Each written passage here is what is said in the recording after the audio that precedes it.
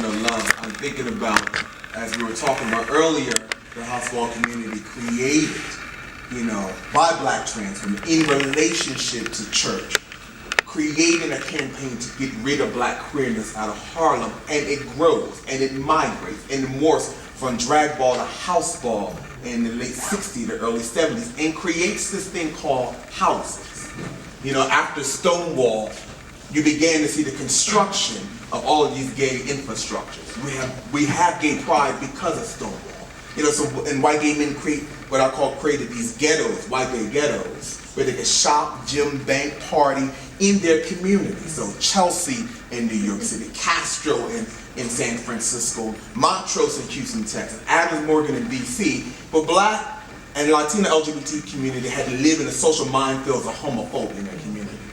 But as they created communities, Ballroom created houses to be a place of salvation and love. Very similar to Black gay men creating Black gay clubs and house music being a place of salvation and love.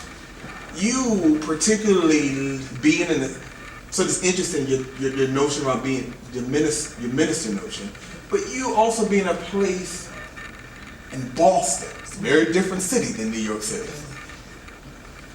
And Boston's ballroom community comes out of 95, 96, and even there were folks like Henry and like Rudell who were walking balls before ballroom scene. But what does it mean for you to live in a city that has been historically conservative, segregated racially, real clear lines of demarcation around lines and class here, and still create a space of love, particularly for Black trans women? How does that work? And what's some of the challenges around that? I think some of the challenges around it is you face is everyone is, it's like sometimes crabs in a barrel. Everyone is trying to make it to the top. And the crabs don't realize that if we just work together, we can get out of this battle. So it's always this, especially in this community, for a community to be so strong by itself and so supportive of each other, it's also a community where it's so negative towards each other at the same time. The challenges we do face is that you will see somebody who will be supportive in your face, but behind your back they're tearing down what you're trying to build up.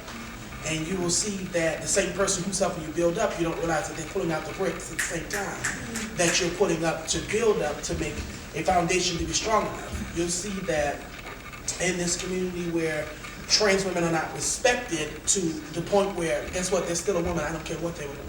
You will see that they are looked down upon just because they were not born what it is that they're living their life as, or that it's weird because it's like if you're Black and trans, you're looked down upon, but if you're white and trans and you can blend into society, you're okay.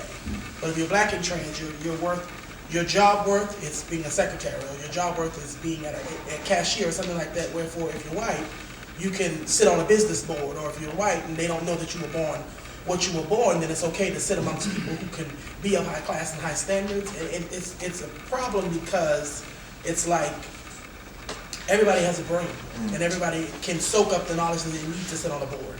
You know what I'm saying? It's not about race, it's not about color, it's not about gender. It's about what it is that you can learn to help what it is that you need for your community. Thank you. So I'm going to open it up for questions and also engage on the question. You said something I think is very, very powerful. When I went back to school, I went to Union Theological Seminary, and it's a very, very liberal. Well, yeah, it's liberal. It thinks it's progressive, but it's really liberal. And there's a difference because liberalism is about symbolic gesture or something. And one of the things I think that progressive is around sort of the trans discourse, because there are 3 trans individuals who attend seminary, and all 3 of them are white trans men. And I have said to them, that's not liberal, that's a conservative project. Because the only thing you're doing is really representation of white trans men who are white men. That's conservative, that's not progressive. But there is this notion that because and I love them, all 3 of them, but because these white 3 trans men exist in the space, there's no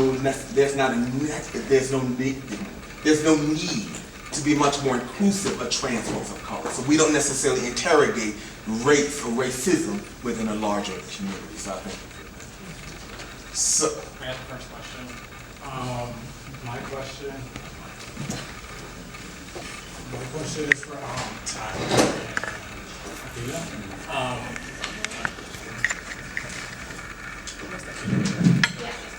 My question is for Tyra. Considering a lot of the social media that goes on, you see a lot of battles between trans women like T.S. Madison or like cookies versus like Janet Moss and Little Bird. It's like, how do you guys feel about the divide within the trans community? And does that kind of affect? So, I was one. Oh, you can hear me, right? Okay. Can you repeat what he said to some folks who not heard the question? Or can you in your answer? Okay, so he asked me about how do we feel about the discord that may be going on between the trans women. And here's my thing. It's ridiculous. Because on a larger scale, what's happening, if you look outside of just the trans community, women on a whole are always pitted against each other. We're always forced to compete. I was one that, quite frankly, if you know, any of you know T.S. Madison or you've seen her videos, I am the type of woman that's just not how I do things, because the first video I saw of her was 22 inches a week. Yeah. So that notion, I kind of fell into that, okay, no, that's not how it works, that's not how it's supposed to be. But what I see is that in fighting each other, we can't come together to grow. We cannot come together to say to other communities, look, I may have 44D breasts and she may have none, but she is also trans. And trans women need to understand that they need to respect each other's level of transition. And the same thing for men.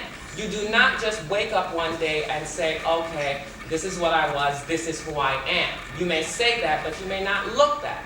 Some of us are privileged that, you know, we don't have to go through the surgeries and stuff, but for the next girl, it's a journey. Some girls become trans, reach their trans identification through, for instance, myself. At 4 years old, I was looking at my mother and grandmother going, is this a joke? And they're thinking I'm losing it. For other transgender women, they have seen other women like that. And they are now saying, I want to be like that.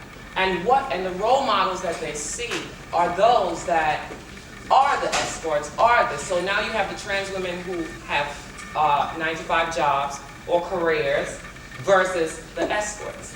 And that's not how it's supposed to be. We're supposed to come together to grow from that. Oh, you didn't want to think? I agree with everything she said. If I was to add, I would say that I do think it's foolish because it's that mentality of transgendered women. It's gotten to a point now where media has pit them together because it's like who has the best followers, who's reading the best, and who's doing the best, and who's looking the best, and who's serving the best. And it's terrible because it's like, as she said, it's horrible to see women period pitted against each other like that. You know, just for a damn dollar. You know what I'm saying? And excuse my French.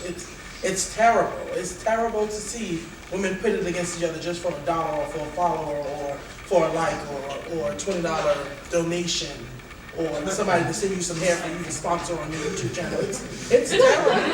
It is terrible. I mean, if I could get a YouTube channel just to produce food snacks, I would take it. But it's terrible to see women just pitted against each other just for materialistic things when there are people out there who can benefit from the materialistic things. Somebody send you 22 inches of hair, give it to somebody who's a cancer patient.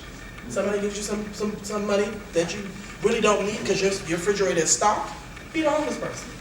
This is some things that you can do together as trans women to make the community not look so bad. Because of them, society thinks that's what all trans men and women are like.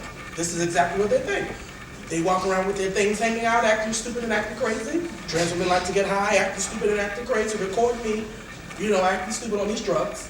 And not all trans women are like that. And it's terrible that they're pitted against each other to show society something that it's really not really going on. And it's one of them things where it's like, it's always two sides to a story. And then we usually say three. There's your side, my side, and then there's the truth.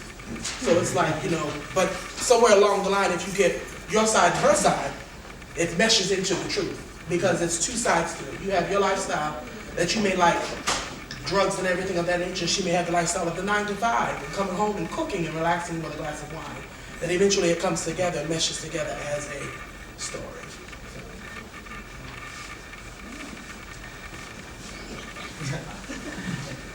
So, Please stand up. hi everyone. I'm kind of curious because I feel that the community itself at large, like, there's a lot of shaming within the community, and definitely when it comes to the trans population, there's a lot of like escorting. Of course, we know that's prevalent in our community, and it's a large increase of gay men as well beginning to escort as well. But my question to the panelists is, what separates that from someone that's cisgender, which is someone born identifying with the same sexual, whatever, sorry, I'm a little in a frenzy, but what's the difference between that? Because we shame each other and shame people who do sex work, but this is a